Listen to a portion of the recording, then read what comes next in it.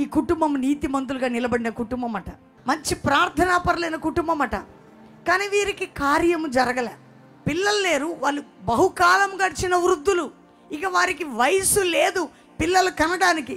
కానీ యాజకత్వం చేసే విషయంలో, ధూపం వేసే విషయంలో వారి వంతు వారు చేస్తున్నారు. ఈ రాత్రి ప్రార్థన చేసి మానేసావా? ఇక ఎందుకులే ఈ చర్చికి వెళ్ళడం, ఇన్ని సంవత్సరాలు ప్రార్థన చేశా, నా జీవితంలో ఇక ఏం జరిగిందిలే అని అక్కడ నిలబడిపోయావా? ఆత్మీకంగా నడుస్తూ నడుస్తూ మధ్యలో ఆగిపోయావా? జకర్యా ఆగిపోలేదండి. మనం ఆగిపోయే ప్రయాణం కాదు మనది, సాగిపోయే ప్రయాణం. మనం సాగిపోయే దాంట్లో ముళ్ళుంటాయి, పూలుంటాయి. క్రైస్తవ జీవితం పూలబాట కాదు, ముళ్ళు పూలు కలిసి ఉంటాయి. కొన్నిసార్లు గుచ్చుతున్నప్పుడు అనిపిస్తుంది, ఎందుకు ప్రభు ఈ జీవితం ఏంటి?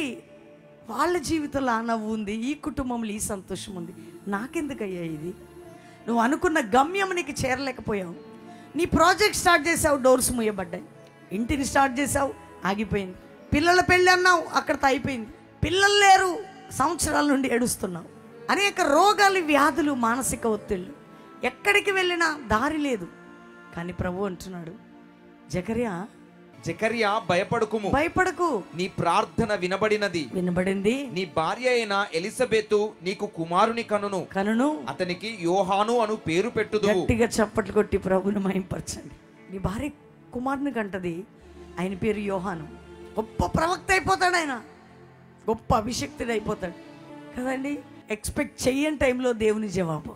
అలసిపోయిన జీవితం, కృంగిపోయిన జీవితాలకి శుభవార్త ఏంటంటే, ఎండిపోయిన నేల మీద తొలకరి జల్లు పడినప్పుడు ఆ నేల తడిసి ఎంత పులకరిస్తుందో దేవుని వాక్కు నీ హృదయాన్ని అంత ధైర్యపరుస్తుంది.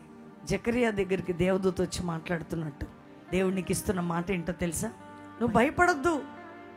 దేన్ని బట్టి భయపడుతున్నావో, ఏది జరగలేదని కృంగిపోయావో, ఏ ప్రార్థనలు అయితే చేశావో దానికి నేను జవాబు ఇవ్వబోతున్న దేవుడను.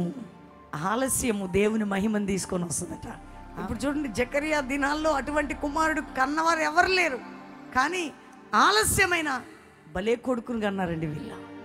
నీ గురించి కూడా అలాంటి సాక్ష్యం చెప్తున్నారు. లేట్ అయినా కానీ భలే కార్యం జరిగిందనే టెస్ట్ మన నీ కుటుంబంలో నుంచి ప్రభువు నీ జీవితాల నుండి తీసుకొని రాబోతున్నాడట. ఒక గొప్ప అద్భుతం జరిగే ముందండి వెయిట్ చేయాలా.